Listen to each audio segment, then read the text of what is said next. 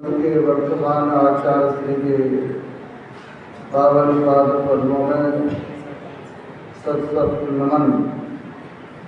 मंचस्थ पूज्य संतजन,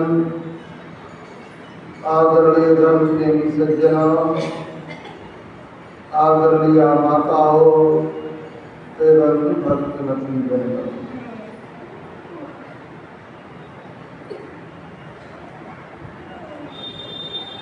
भारतवर्ष में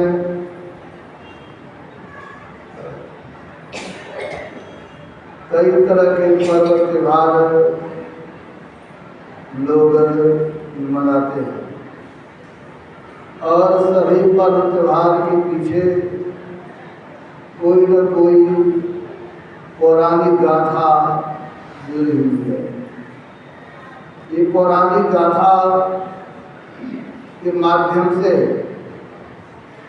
लोगों को ये ज्ञान होता है हम अपना कल्याण चाहते हैं, सुख चाहते हैं, तो भक्ति करने की आवश्यकता है।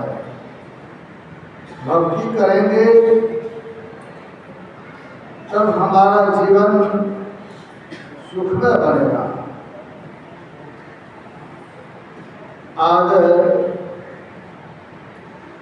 नवरात्रा का जो पर्व है, पूजा है, ये प्रारंभ हुआ है। भक्त लोग बड़ी श्रद्धा और प्रेम से माँ दुर्गे की आराधना करते हैं। माँ दुर्गे की पूजा से लोगों को शक्ति प्राप्त होता है। हमारी धर्म ग्रंथों में विभिन्न तरह की देवी देवता की चर्चा है। अगर आप विद्या चाहते हैं तो माँ शारदा की आराधना करें।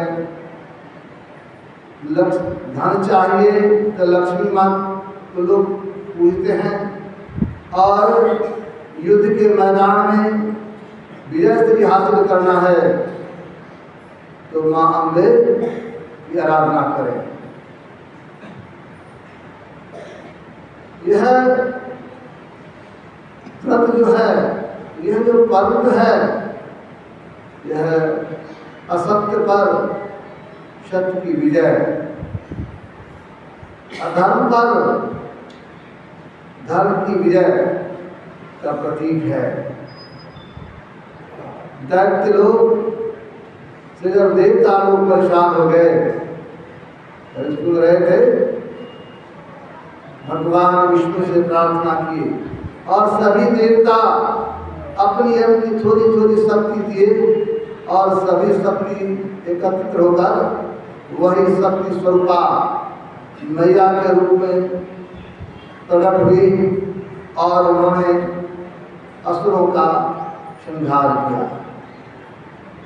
वास्तविक बात तो यह है, ये असुर कहीं बाहर नहीं है, ये असुर हम लोगों के अंदर में बैठा हुआ है। ये जो खड़ी विकार है, काम, क्रोध, लोभ, मोह, अहंकार, ईर्ष्या, द्वेष, जिसके अग्नि में संपूर्ण संसार जलते रहता है,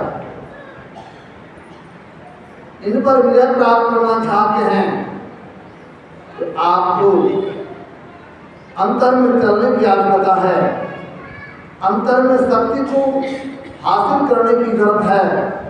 जो कोई अंतर में शक्ति को हासिल करेंगे तब इस दुर्दांत राक्षस वृद्धि पर विजय प्राप्त कर पाएंगे। और ये भी प्रसंग है, इस पर्व को लोग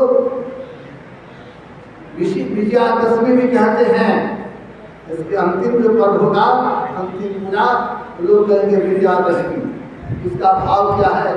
इसमें भी रावण को लोग दशानन कहते हैं। उस दशानन रावण पर भगवान श्री राम ने विजय प्राप्त किया। और वो दशानन एक प्रतीक है। दशानन ये हम लोगों का मन है ना, यही दशानन के सदस्य है। ये हम लोगों को परेशान करके रहता है। ये बुद्धि रूप की सीता का हरण कर लिया है। आप इस रावण पर विजय प्राप्त करना चाहते हैं, इसके लिए आपको बाहर जाने की जरूरत नहीं है। इसके लिए आपको अपने अंदर में संघर्ष करने की जरूरत है। जो साधक, जो भक्त अपने अंतर में संघर्ष करता है, लेकिन जरूरी भी इस मन को जीत लेता है। जो कोई मन को जीत लेता है ये असली विजय है। भगवान महावीर ने कहा, अगर कोई व्यक्ति हजारों योद्धा को जीतता है, ये जीत उनकी कोई बड़ी जीत नहीं है। सबसे बड़ी जीत तो यह है जो कोई अपने मन को जीत लेता है, अपने मन पर अधिकार कर लेता है। और मन पर अधिकार प्राप्त करना चाहते हैं, इसके लिए आपको भक्ति करने की आवश्यकता है। भक्ति करेंगे तब आपको शक्ति की प्राप्ति होगी, और शक्ति प्राप्त करने के लिए भक्ति कीजिए। और वो भक्ति कैसी भक्ति हो, किनकी भक्ति हो? आप सुन रहे थे, भक्ति करें तो किनकी भक्ति करें? अभी आप रामचरितमानस से पाठ में श्रवण कर रहे थे। आप भक्ति करें तो क्यों करें भक्ति, और किनकी भक्ति करें? आया पाठ में शिव सुखन कालिक नारद, ये मुनि ब्रह्म विचार विशारद, सब कर मखन नायक येहा, करिए राम पद पंकज नेहा। कहते सबों का ये विचार है, क्या आप सुख चाहते हैं, शांति चाहते हैं, अपने मन पर अधिकार प्राप्त करना चाहते हैं, तो क्या करें? परमात्मा के राम के चरण में प्रेम करें, भक्ति करें। भक्ति का अर्थ सेवा भी होता है। सेवा करें, भगवान की सेवा। तो भगवान की सेवा कैसे हो? हमारे आराध्य की वाणी है प्रवचन में, वो भगवान का हाथ पर तो है नहीं, तो फिर उनकी हाथ पर जब नहीं, उनकी सेवा कैसे होगा? उनकी सेवा कैसे? तो गुरु नानक देव जी महाराज ने बड़ा अच्छा कहा, असली सेवा यही होगी जिसका दिल आगे बढ़े, अपने आप को प्रभु के चरणों में समर्पित कर दें। यह असली सेवा होगी, ये असली भक्ति होगी। इसलिए अपने आप को प्रभु के चरणों में कैसे समर्पित करें? संतों ने कहा, हमारी वृत्ति बाह्यमुखी बनी हुई है, हमें अंतर्मुखी बनना है। जब तक अंतर्मुखी नहीं होंगे तो हमारी भक्ति पूर्ण नहीं होगी। अंतर्मुखी बनने के लिए हमें क्या करना पड़ेगा? अंतर्मुखी अगर बनना चाहते हैं, इसके लिए आपको अंतर के मार्ग पर चलना होगा। जो भक्त अंतर के मार्ग पर चलते हैं और अंतर के मार्ग पर चलकर उस प्रभु को प्राप्त कर लेते हैं, तो उनका जीवन सुखमय बन जाता है, उनका जीवन आनंदमय बन जाता है। हमारी आराध्य ने भक्ति की व्यवस्था कहा, वही दे दो भक्ति दान सदगुरु हो दाता। भक्ति करें, परमात्मा से कुछ मांगे नहीं, मांग नहीं चाहिए। संत कबीर साहब ने बड़ा अच्छा कहा, क्या मांगो कुछ स्थिर रहे। संसार के वस्तु अगर मांगते हैं ना, स्थिर रहने वाला नहीं है, सब में बदलाव होगा, एक दिन सबका नाश होगा। तो क्या मांगना चाहिए? देखत नहीं करे उधर जाए। संत कबीर साहब करते, आँख के सामने देखा जाता है और वह सब समाप्त हो जाता है। क्या मांगना चाहिए? तो गुरुदेव करते हैं, क्या मांगे? अगर मांगना है तो हम लोग रोज प्रार्थना करते, क्या मांगते? प्रेम भक्ति गुरु दीजिए। मांगते हैं तो भक्ति मांगते हैं, प्रेम मांगते हैं, ये भक्ति चाहिए। ये भक्ति करने की जरूरत है। जो भक्ति करते हैं तो भगवान को अपने वश में करते हैं। भक्ति के बस, भक्त के बस भगवान हो जाते हैं। इसलिए साधक को साधना करने का पता है। ये नवरात्रा जो प्रारंभ हुआ है, तो बहुत सारे भक्त नवरात्रा में भक्ति करते हैं, पूजा करते हैं, और लोग कहते हैं लोगों को स्थिति मिलती है। इसलिए हमें चाहिए दोस्तों, प्रभु की भक्ति करें, जो प्रभु सर्वव्यापी है, जो प्रभु सब जगह है, उस प्रभु की भक्ति करेंगे तो भक्ति कहीं बाहर की नहीं, वो भक्ति अंतर में चलने से होगा। अंतर में धसने की जरूरत है। उस प्रभु की भक्ति करेंगे तो असंभव काम भी संभव हो जाएगा। जो स्वामी जी महाराज ने कहा, संसार में हो सकता है असंभव काम संभव हो जाए, लेकिन जब तक भक्ति नहीं करेंगे तो हमारा जीवन सुख में नहीं हो सकता। हमारे जीवन में सुख नहीं आ सकता है। तो सुख चाहते हैं, शांति चाहते हैं, सुख और शांति का एक ही आधार है, भक्ति करें। और भक्ति भी कैसी भक्ति? तो भक्ति स्वतंत्र सकल सुखाणी बिनु सत्तन मन पावै प्राणी।